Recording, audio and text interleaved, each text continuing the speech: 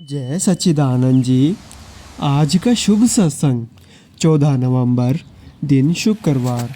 भक्ति मार्ग में उन्नति करने के लिए अपनी आदतों का सुधार करना आवश्यक है, जो सतगुरु के बताए हुए नियमों का पालन प्रतिदिन करने से अवश्य हो जाता है। आज के सत्संग का शीर्षक है सतगुरु की सेवा पूजा।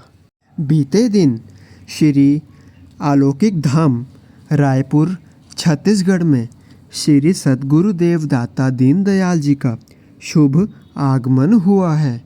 श्री सतगुरुदेव जी श्री अलौकिक धाम रायपुर में विराजमान हैं। आज के इस शुभ सत्संग को बड़े ही श्रद्धापूर्वक श्रवण करें। भाग्यशाली गुरुमुख सज्जन मंडली अपने नेत्रों के सन्मुख विराजमान सुंदर सिंहासन पर सुशोभित श्री परमहंस महान विभूतियों के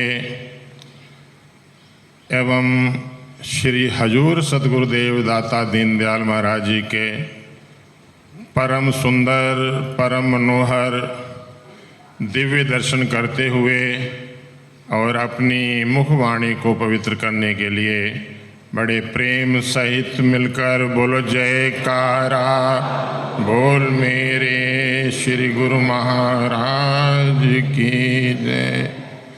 सौभाग्यशाली गुरुमुखों,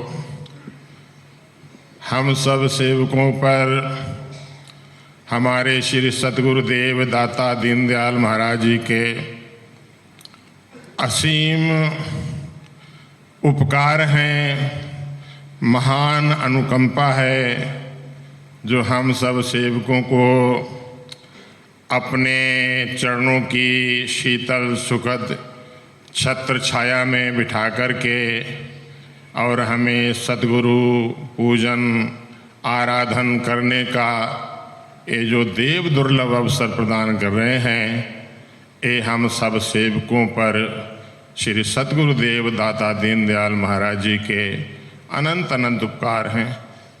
क्योंकि सतगुरु की पूजा ही सब खुशियाँ प्रदान करने वाली है, सब आनंद देने वाली है।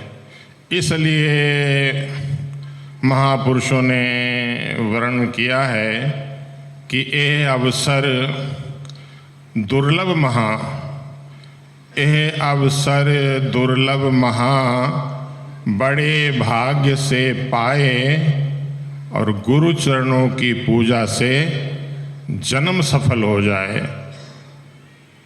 ऐसा शुभ अवसर को पाकर, ऐसे शुभ अवसर को पाकर दिल की कली कली मुस्काई है और श्री संत नगर में गुरु दर्शन की सबको लाखों लाख बधाई है।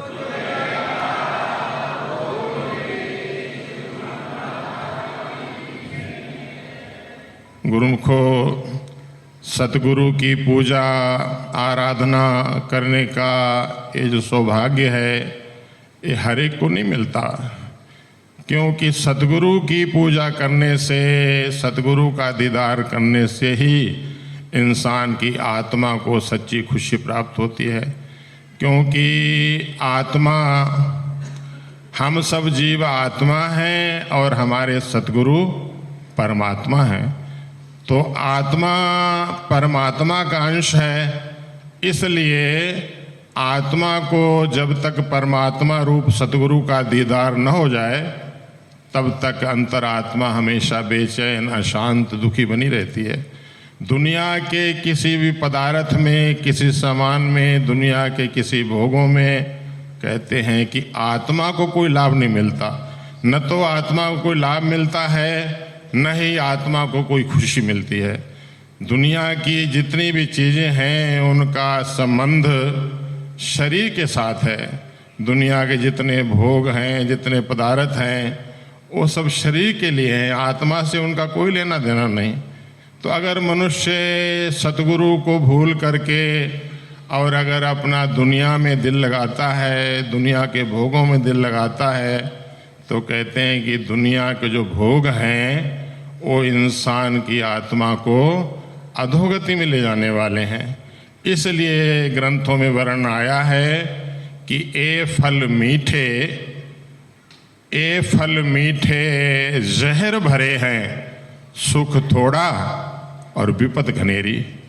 कि दुनिया के जो भोग हैं, दुनिया के जो शरीर और इंद्रियों के सुख हैं, इनको ये सब विषैले हैं।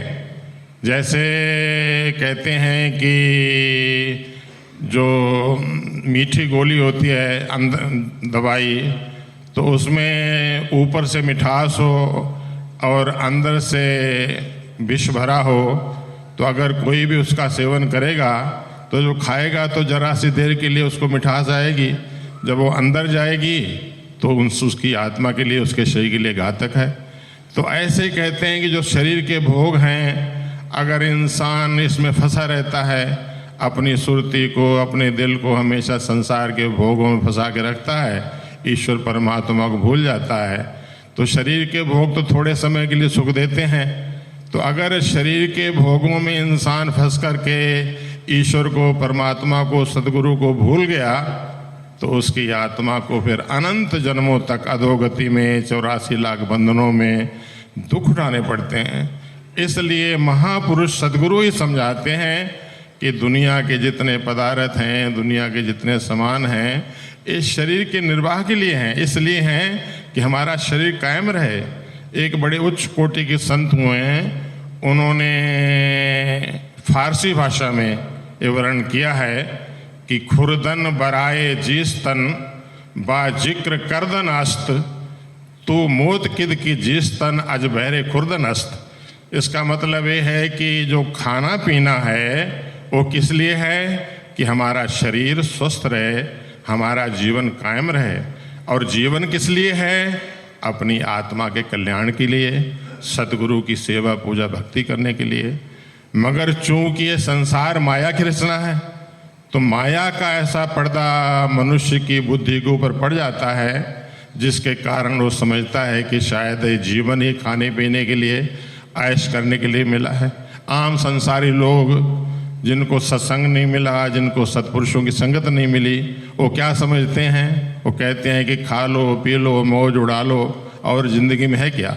आम दुनियादार मनुष्य ही समझता है कि जीवन खाने पीने के लिए मिला है, परंतु महापुरुष, संत महापुरुष समझाते हैं कि अगर ये जीवन को खाने पीने में, संसार के भोगों में लगा दिया तो ये जीवन तो जाने वाला है, टिकने वाला नहीं। कोई कहे कि मैं किसी दुनिया के किसी पदार्थ से या दुनिया के भोगों से या धन से, संपदा से, बुद्धि से, बल से अपने शरीर को कायम रख लें, ऐसा हुआ है? कोई दुनिया में कायम रहा है?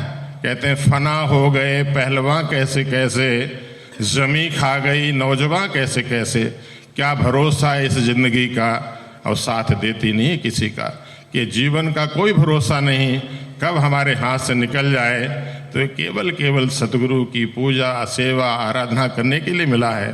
तो आप जैसे भाग्यशाली गुरुमुख जन सतगुरु की शरण में आकर के सतगुरु का दीदार करते हैं, सतगुरु की पूजा करते हैं, तो सतगुरु की पूजा है ये आत्मा के लिए, जो न आत्मा को परमात्मा बना देने वाली है, आत्मा को वैकुंठ में पहुंचा देने वाली है, आत्मा को दुखों से छुड़ाने वाली है। इसलिए आप जैसे गुरुमुखों को भाग्यशाली कहा गया है, जिनको सतगुरु की सेवा पूजा करने का सौभाग्य मिल जाता है। तो हम सब गुरुमुख जन महान सौभाग्यशाली हैं, जो हमें ऐसा अवसर प्रदान हुआ है। तो हमारे श्री गुरु महाराज जी की भी यही मौज है कि गुरुमुख जन संसार में रहते हुए हमेशा अपने दिल को मालिक की भक्ति में, मालिक के नाम में, ईश्वर परमात्मा के ध्यान में, सतगुरु की सेवा पूजा में, भक्ति में लगा के रखें, ताकि उनका ये जीवन सुख से आनंद से व्यतीत हो और आगे उनकी आत्मा को जो है परमात्मा के धाम में सतगुरु